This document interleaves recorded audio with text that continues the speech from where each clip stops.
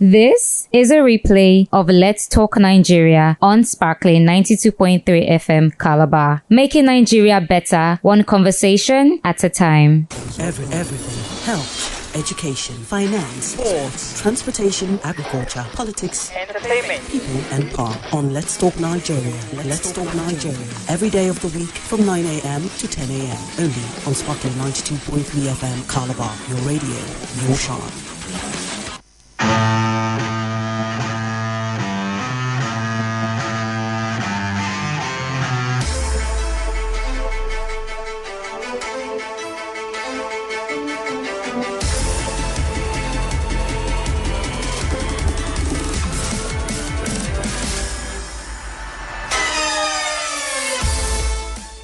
Welcome to another insightful edition of Let's Talk Nigeria on Sparkling 92.3 FM.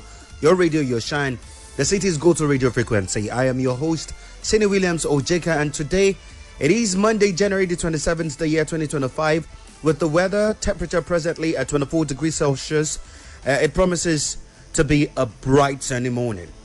Well, this motivated Monday edition of Let's Talk Nigeria will delve into a pressing issue that strikes at the heart of our nation's economic integrity and security. The illegal mining and exploration of our solid minerals by foreign entities, allegedly with the assistance of top retired military generals. Just recently, we heard when Senator Adams Oshomole, chairman of the Senate Committee on Interior, raising alarms over the involvement of retired military generals and influential elites in rampant illegal mining activities across Nigeria. This is what we'll do. Let us quickly take a listen. Let us take a listen to what Senator Adams Oshomole had to say, and then we'll come back. Listen. Our military were doing in the South, they give them arms.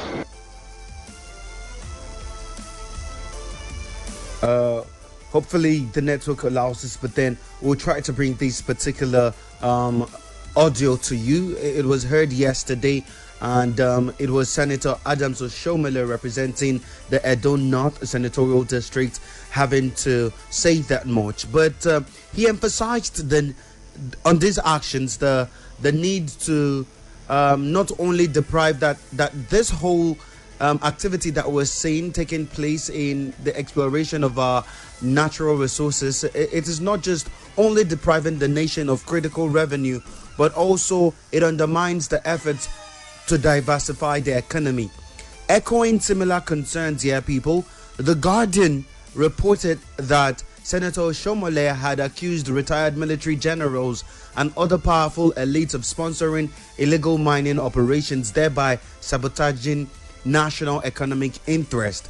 The International Center for Investigative Reporting also highlighted Oshomole's frustration with the federal government inaction against these illicit activities, calling on President Bola Tinubu to address the alleged illegal mining operations by the military generals. Well, joining us this morning on a phone conversation is Sir Leonard Anyogo, a multifaceted individual with a range of impressive credentials. He is a renowned author, public speaker, notary, public and community builder. He is also an elected member of the prestigious Chatham House, London. He was elected in 2019. Good morning to you, Barrister. Good morning, Sini. Good morning, dear listeners. Alrighty, Thank nice you to for have you. this morning. Thank you very much, Barrister. Nice to have you here with us this morning. Let us go straight into this discuss, and it has to do with the illegal mining of our natural resource. We had Senator Oshomole. Hopefully, we'll try to get the audio again, where he alleged that these perpetrators are assisted by top-ranked retired generals, so he said, though. And looking at this, how do you position on issues like this, Barrister? Thank you once again for having me. Let me clearly put this in proper perspective now, that the Nigerian Constitution, which is the growth of which is the overall law of the land, Section 1 Sub 1 clearly states the supremacy of that constitution. Why I'm referring us to the constitution is that the constitution empowers the state, the Nigerian state, to act within its ambit. That nobody, no individual, no organization is superior to the Nigerian state. In other words, whether you are a retired general, whether you are a senator, whether you are who you are in the Nigerian perspective, you are still subsumed under the Nigerian constitution. In that regard, we have no excuse whatsoever to have two sets of laws, maybe one for the rich and one for the poor. And this has to go to our leadership over the years. And let us even come home. The Nigerian Minerals Act, because we're talking about illegal mining now, clearly tells us how you can get license, how you can go into the mining sector, how you can mine, and all that. So, if you don't have license, strictly, like the lawyer would say, strictly speaking, you are doing illegal mining. And then, if there's a government, and government exists for the security and well-being of the state, that means the government should go against you. Okay. But how we put this into proper perspective? I think a major problem we'll always have in this country is leadership. Leadership give it the stick to the constitution that has established the Nigerian state. Because the law is there. It's the implementation that has always been the problem. Okay, Barrister, I get to ask here, how does illegal mining affect Nigeria's revenue? And are there efforts towards economic diversification? Have we seen that with this present administration? Of course, the answer is obvious that Nigeria is operating a mono economy. Mono economy because we have been divided into the petroleum sector. So the minerals, the mining sector, which is the mineral section of Mineral Act, or covered by the Mineral Act rather, is a way of diversifying the economy. Now, because we've been relying on the petroleum sector over the years, so when there's increase in that sector, it affects every other place. Our reserve is depleted, again, the cost of living increases. So, if we're trying to diversify, that has been the major item of the Nigerian state. Let us have other sectors developed so that we have other sources of income rather than the petroleum sector. Look, tiny landlocked countries like Rwanda depends on only food crop export, only crop, and there are some other countries that depend on some other items. Here in Nigeria, we have blessed with so many other areas apart from the petroleum sector. So we are so blessed that our problem is even how to manage these resources, that God-given resources.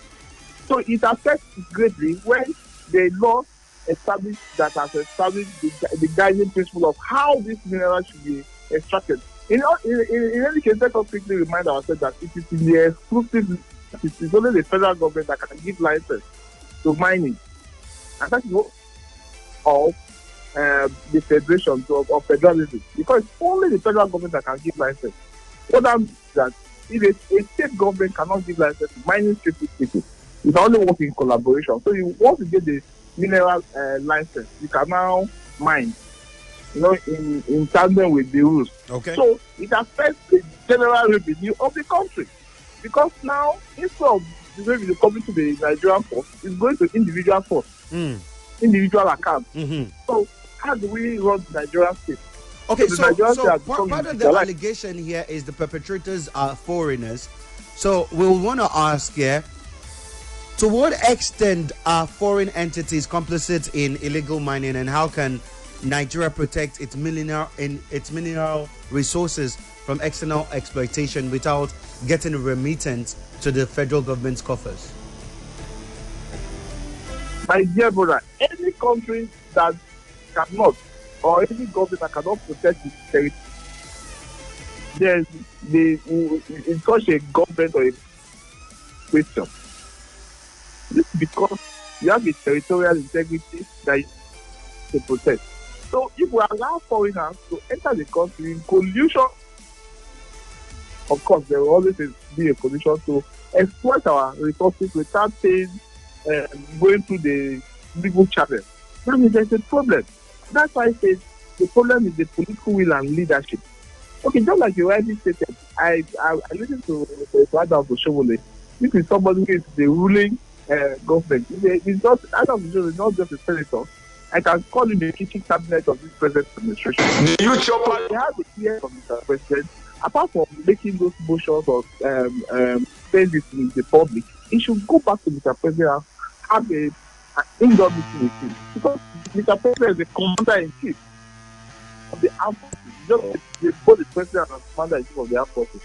So, do we have two sets of laws? Where if the affairs before we implement, if the affairs the rich or the super rich, and the allegations that these are airlines are the ones that virtually control any society are involved in this. So if you do not challenge it or change the status quo, that means you are also indulging the airlines with an allegation too. So that should be investigated. So I'm calling this morning that there should be a serious investigation into these activities. Because mostly it happens in the Zamfara region, the Niger region. Just like this, just yesterday ago, there was a situation, there was an illegal mining. So lives are being lost, properties are being lost, income completely depleted. Not people coming to the Nigerian port. You know, Okay. that's why. Barrister, you know what? Let us quickly take a listen to Senator Adams Oshomole, and then we'll return and we'll talk more on it. They use choppers. They procure arms exactly the same way as our military were doing in the South. They give them arms. They use choppers to come and cut away the gold. And they take them out of this country and make billions of US dollars. And the federal government is not doing what it should be doing. I took this letter to the former president when I was national chairman of APC. And I said, call the general to give you more brief. In fact, what is happening or what subsequently happened in that part of the country was exactly what the general told me was going to happen. Because these guys have been weaponized by the illegal big men who deploy them, secure territories, and the weapon is meant to protect the Chinese and other foreigners who they actually employ to carry out the mining. And on occasion, they use the same weapon to carry out banditry, kidnapping, and all of the terrible things that are going on. Chief of Committee Chairman of Defense Staff, tell the defense I said so. That some retired military officers, army officers are involved in it. The day we can't tell the truth, this country can. Alrighty, thank you very much. Barrister, are you still with us? Yes, I'm here. Yes. If you heard Senator Adams Oshomole, he was emphatic with his statements when he said top rank retired military officers are involved in this illegal mining and exploration. And he said directly to the committee chairman that they should take the report and say he said it. If these reports are proven, just as emphatically as Senator Adams Oshomole is speaking, why aren't we seeing prosecution of these individuals, or are they above our laws? No one is above the law. Just like I earlier stated, the dictate of the Nigerian Constitution, which is the supremacy of the Nigerian Constitution. Then, in any case, let me quickly say that, legally speaking, these are still allegations. And I expect the security agencies to call Adam for further information or to investigate these allegations, because they are very weighty allegations. Now, we expect the security agencies, the DSS, the police, and other, even the ES, because of economic crime, actually, to investigate these allegations and come out with their report.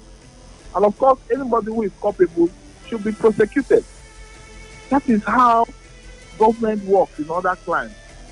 Because, like I said, Senator Adams Oshomole is the kitchen cabinet of this administration.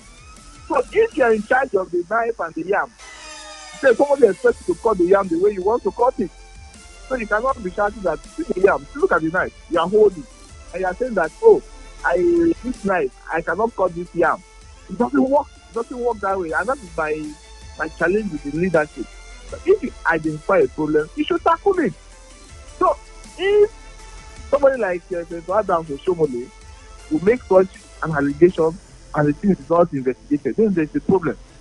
Then you and I and the other Nigerian citizens or the general the citizens of Nigeria, the generally speaking, then don't have a voice. So we expect, we believe that this will be investigated and this should be investigated. And so this program this morning, I'm also called for an investigation into this allegation. It should be properly investigated. And talking about okay, Barrister, talking about the need for us to investigate. When we investigate, or while we investigate, or during investigation, what steps should be taken to hold those involved accountable, regardless of their societal status or connection? We have seen former governors that have been jailed in this country, former governors that had immunity.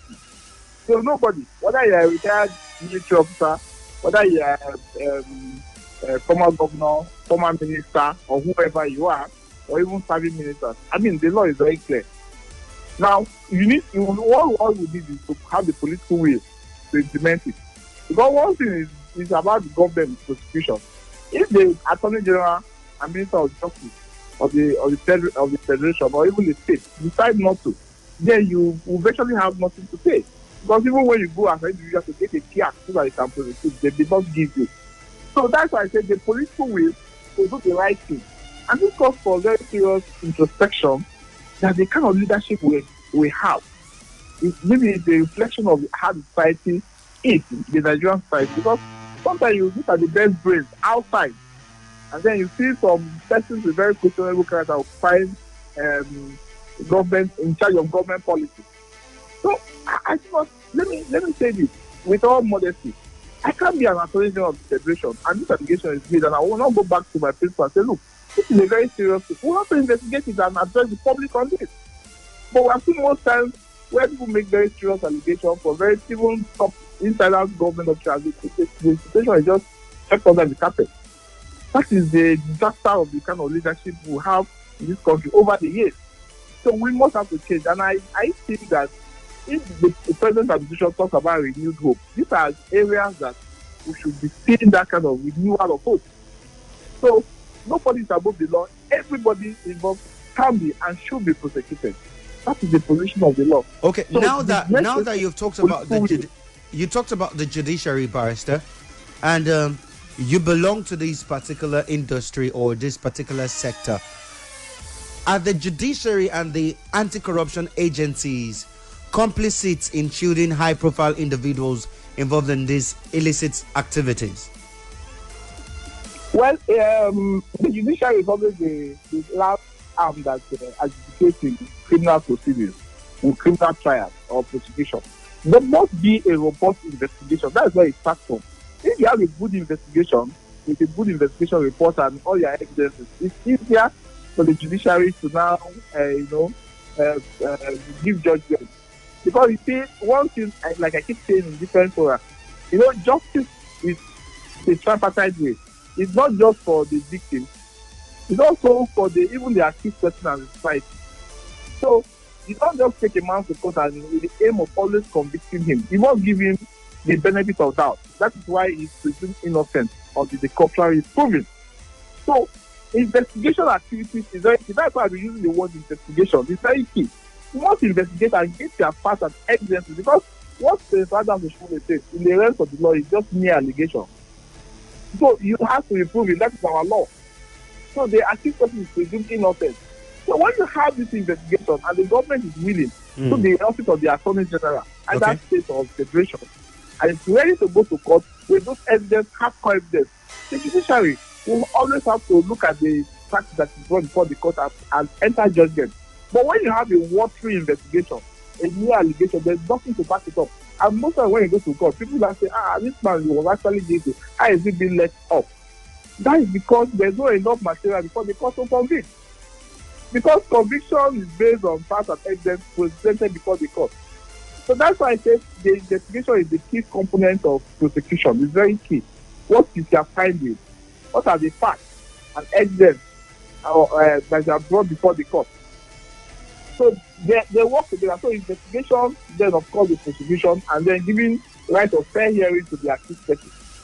Then the court will come out with a judgment, which of course is a court of first instance, and then it takes up to the Supreme Court. So we need that political will to start a very good investigation and a very good prosecution. Those things work together. Okay. So I think the word this morning we should have, do we have that political will to prosecute? Yes, the political will. But the person has the mind to give Senate or to give action to the work of the law. Because in law, they will say law without implementation of the sanctioning aspect of the law is just but a mere musical instrument. Law is not for entertainment. Law is for regulation. That is the difference between law and morality. There are sanctions that we will have to apply. And most Nigerian laws are codified. They are in the statute book. So you now know the offenses and the punishment section are clearly spelled out. So it's not speculative. So the will to implement the law, the will to prosecute, the will to investigate these matters is the problem in Nigeria. And that is the situation we have. Okay. So we expect that this particular matter should be investigated. Okay, should be investigated. We will ask that you hold on to more of those thoughts because we have more questions we'd want to ask of you. We'll go on a very short commercial break, and when we return, matter of fact, we'll throw open the lines for our listener to pitch in as well and throw their own views and opinion into this conversation. And let's get to hear the exploration and the illegal mining of our national assets, our natural resources is what we're talking about, and how it is that the federal government is either doing the right thing in ensuring that these people are investigated and prosecuted, just like Barrister has said, or matter of fact, they are letting them go on the loose. When we return, we'll get to talk more. When we return, people, with a BACK.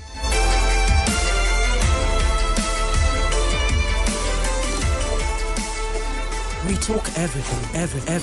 Health, education, finance, sports, transportation, agriculture, politics, entertainment, people and power. On Let's Talk Nigeria. Let's Talk Nigeria. Every day of the week from 9 a.m. to 10 a.m. Only on Sparkling 92.3 FM Calabar. Your radio, your shine.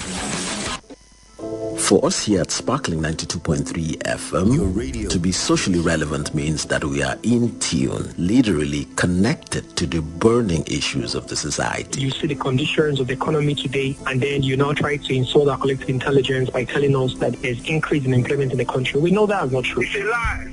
That is fallacy. People actually tune onto our podcast every day, not just to be informed, educated, or entertained by us. Talk to me. Now hungry, they catch me. Hey, hunger they catch you. You don't drink water. I don't drink. I see Gary. No way. No very.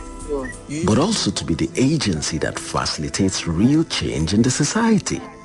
I beg, I take God pay you. Tell my governor to pay us salary, minimum wage. I beg. Okay. Yes, sir. That's a responsibility that we recognize and take seriously.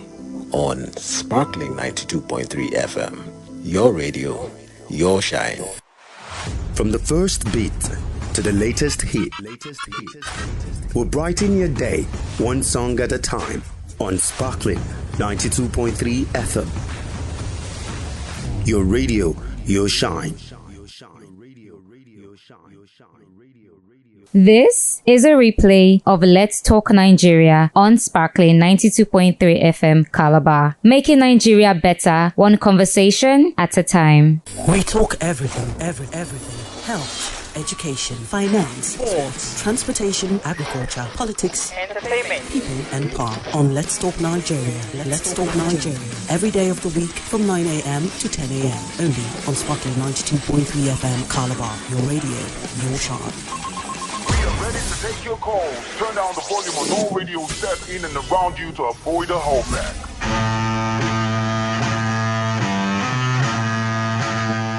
Yes, welcome back to Let's Talk Nigeria, broadcasting live on Sparkling 92.3 FM, your radio, your shine.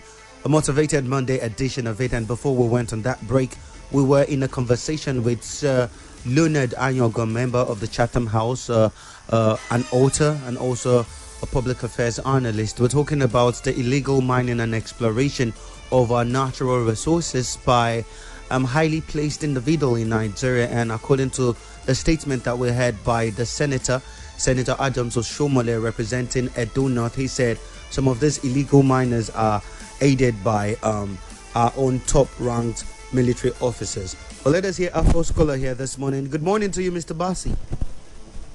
Good morning, Sir William. Good morning to you, sir. And good morning to your guest, my friend Leonard. We can hear you. Go ahead, sir. Bassi from Hitman. Go ahead. Oshomole's statement is categorical. He did not speak from both sides of his mouth. He hit the nail right on the head. So it does not call for explanation.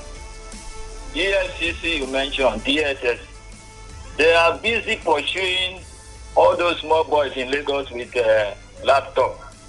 They dare not go to those people.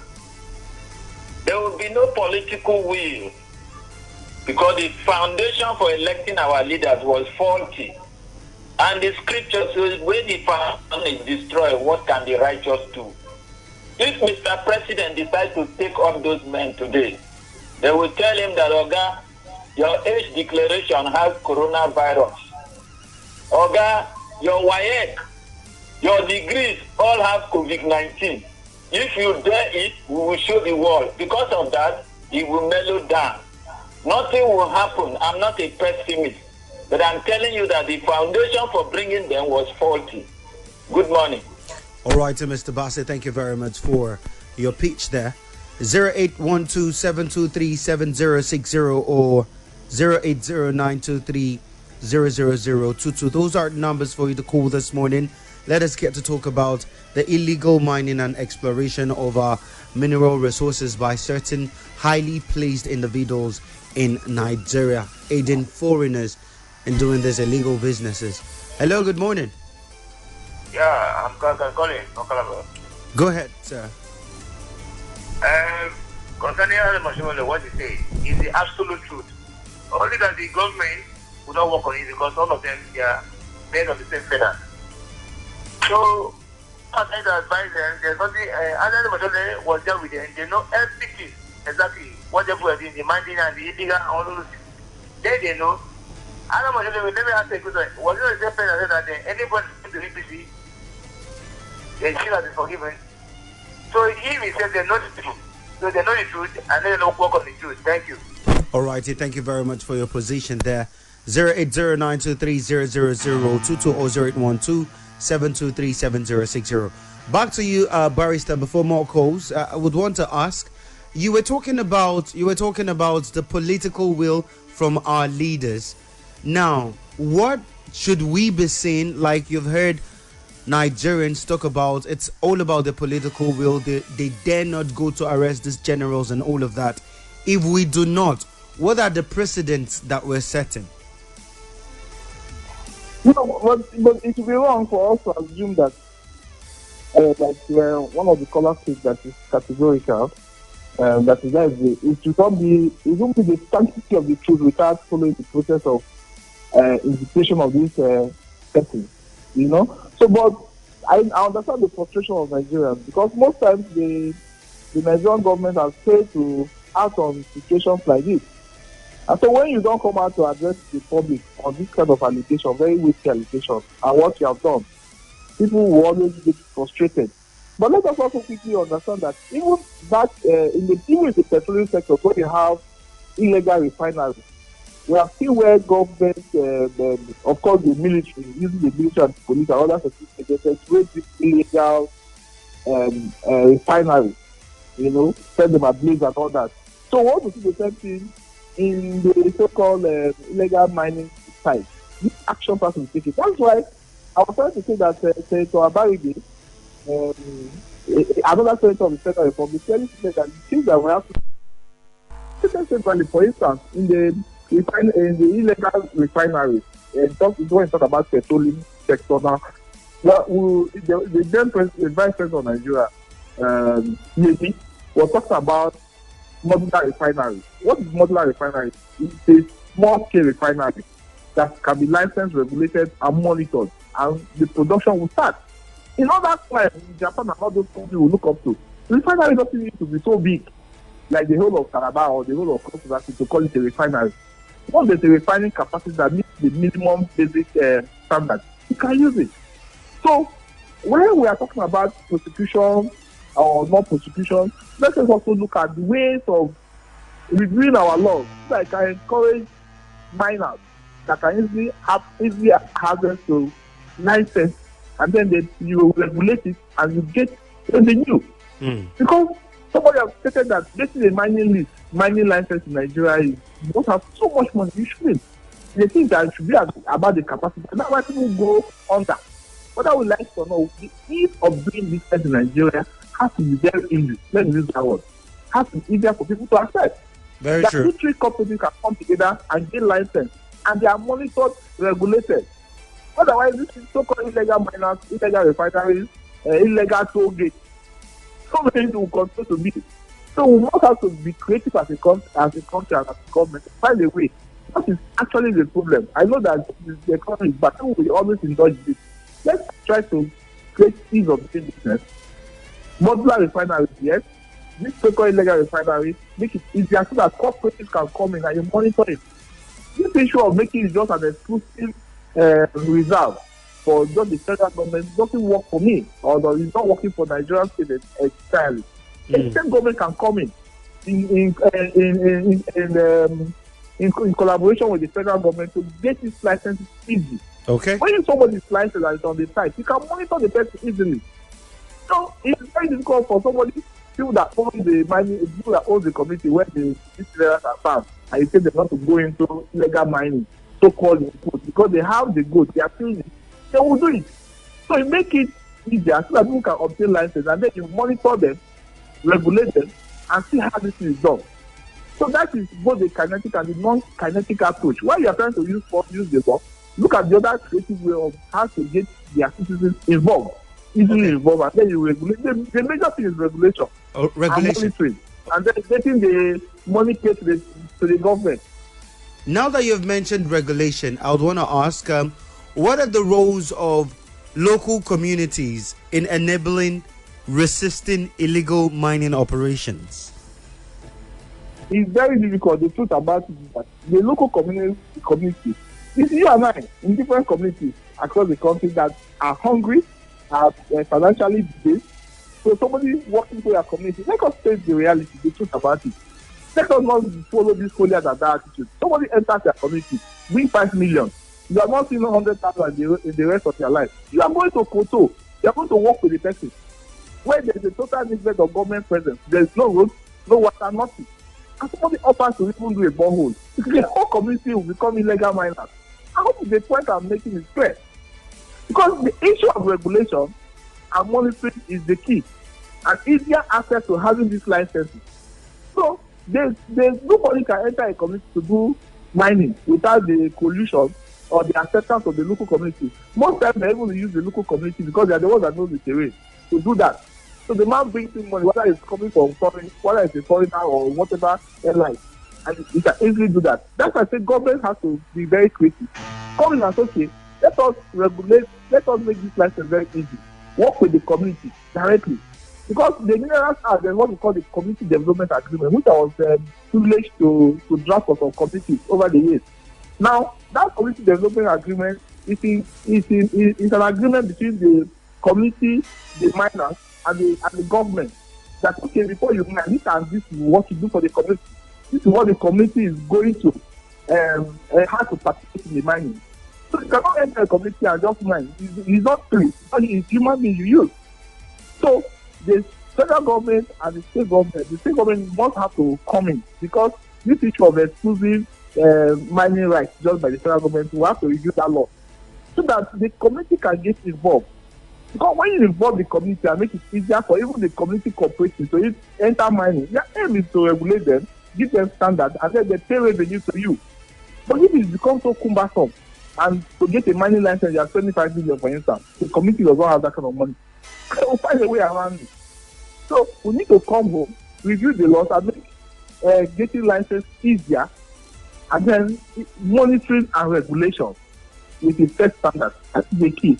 And these are some of the takeaways from this interview, which is very, very critical to national development. Barrister, I just want to ask, how can we redirect the energies of local youth from participating in illegal mining to legitimate, sustainable livelihood? It's easier. Let the government come into the face.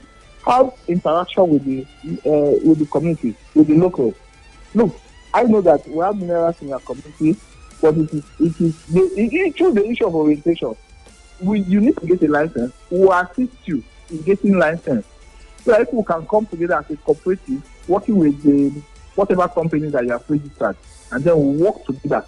So it's a synergy. It's a synergy between the government and the community.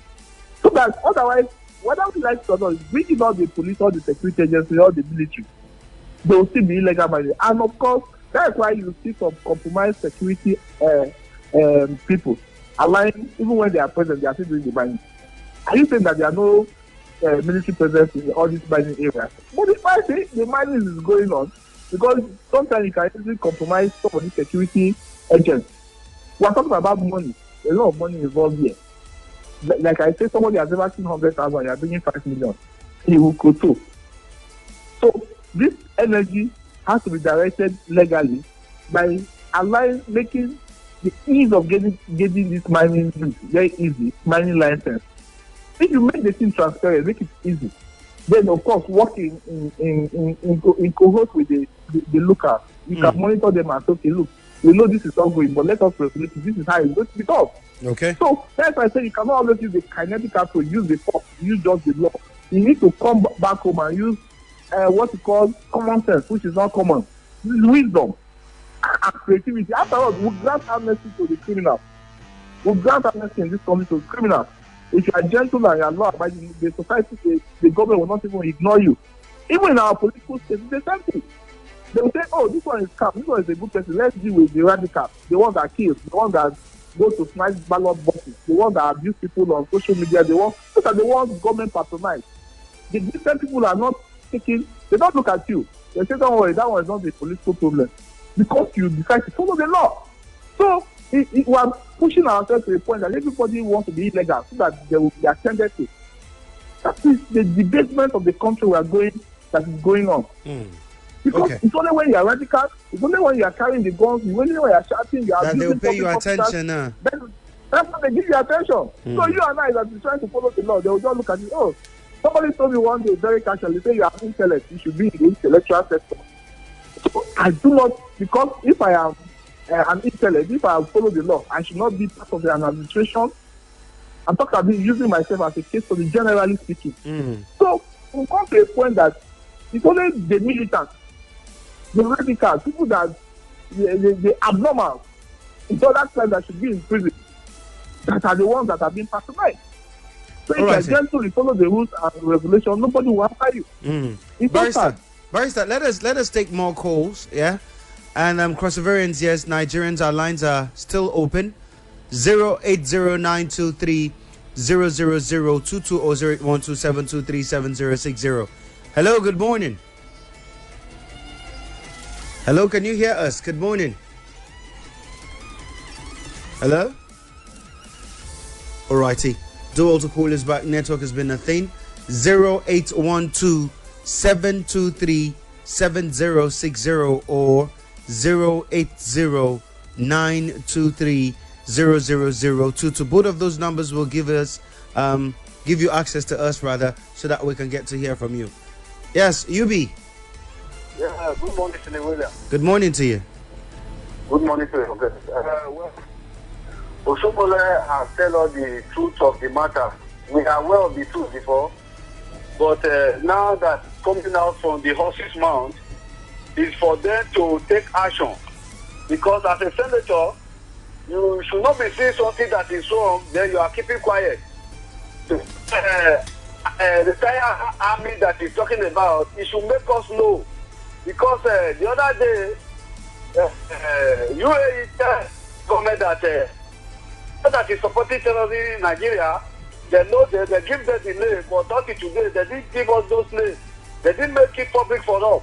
But this very one that we supported did, and make people know the people that is supporting illegal money in Nigeria.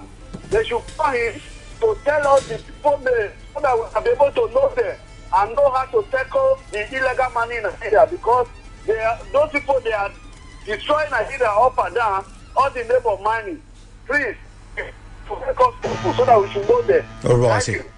Thank you very much, UB Furniture. 08127237060 or 08092300022. Barrister Leonard, before that, let us take this other caller first. Hello, good morning. Hear us? Well, your issue. Barrister Leonard, I'd want to ask, is there a need for us to make public the names of these accomplices? But the law is very clear. No public prosecution is not a private prosecution. So if you have a accused person, suspect, it's not a trial by ordeal or a secret trial. It's a public trial. If you accuse me, let me use that as a case. If you accuse me by Leonard Anyogo of a crime, the public should be aware. And of course, the public will also be interested in my defense. So, of course, I expect this allegation to be investigated. People that have been accused publicly, we should know through the office of the public prosecution. Say, okay, this person be accused, there have been investigation have been carried out. Another thing, we do a lot of too many media trials in this country. If you accuse somebody and then you are not taking the next step by investigating and inviting him, how many persons have been invited? That is the point. So, to me, it's not just the public display of accusation. It has to go beyond that. Of course, Adam Oshomole is a Nigerian citizen, is not an investigating officer. He has made his allegation, so the security agents should invite those people that have been accused and investigate. If you say Mr. A killed somebody, you don't just go and carry Mr. A and execute him. You have to investigate that there was actually a killing and the killing was done by Mr. A. And so what is the defense? You have to give them those rights. Those are the processes. That is how we are not a banana republic. Okay. So let us take other callers. Let us take other callers, Barrister. Hello, good morning.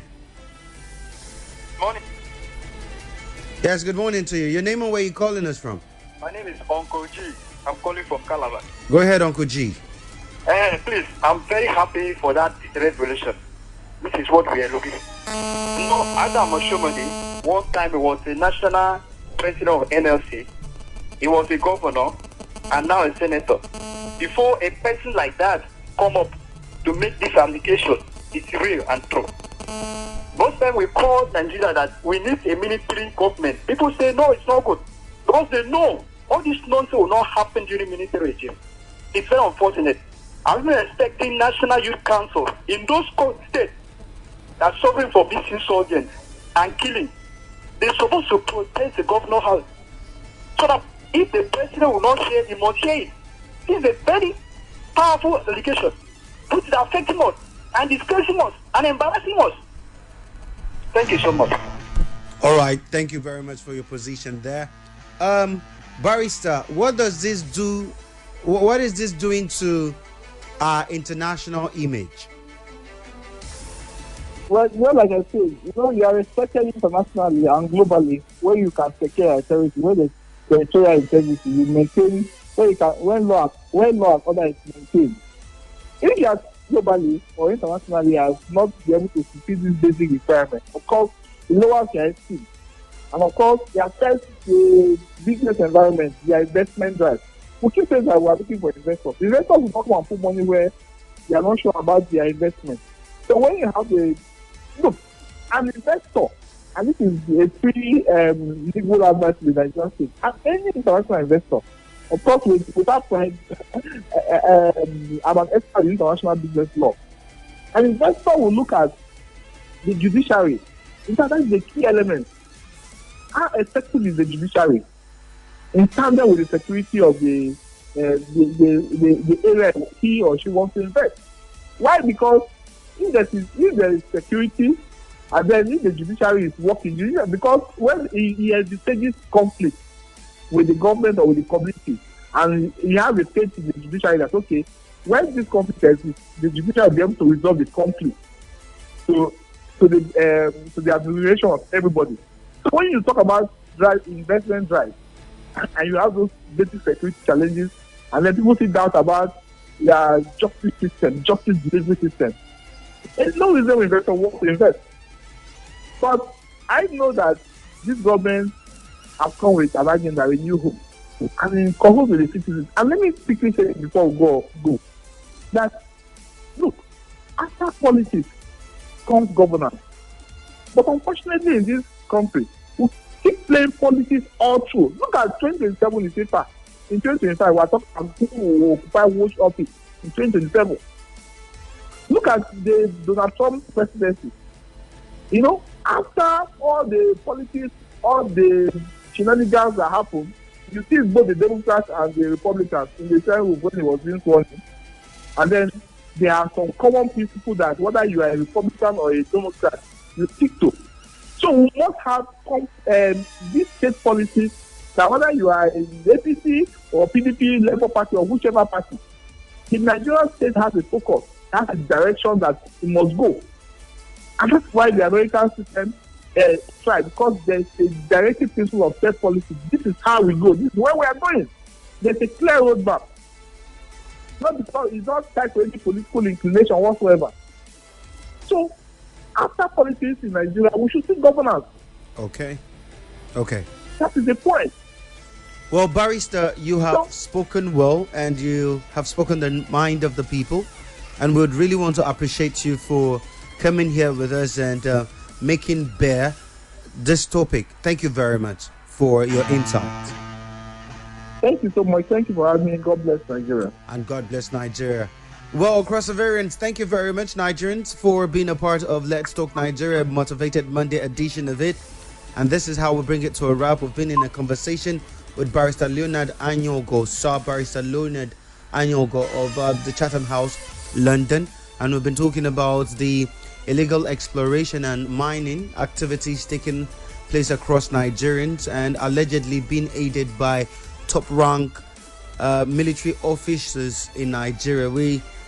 We conclusively said there's a need for the government to first investigate and prosecute the individuals that are found culpable of this and use whatever punishments that will be meted out against them as a deterrent to others so they don't follow suit in such an activity.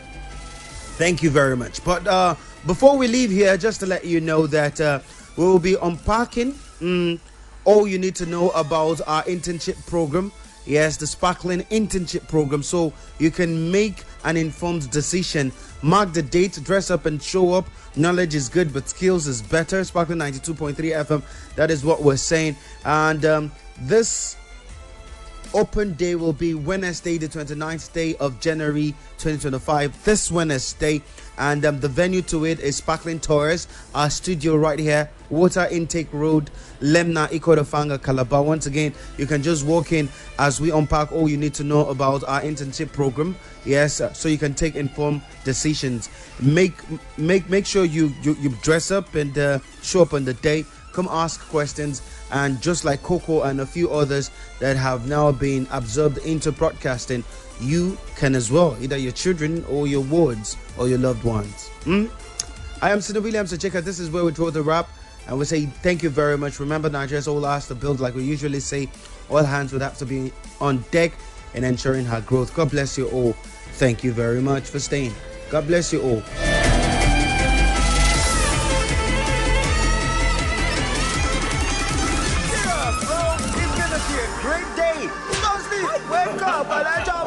That's how it is. Stay tuned to Sparkling 92.3 FM.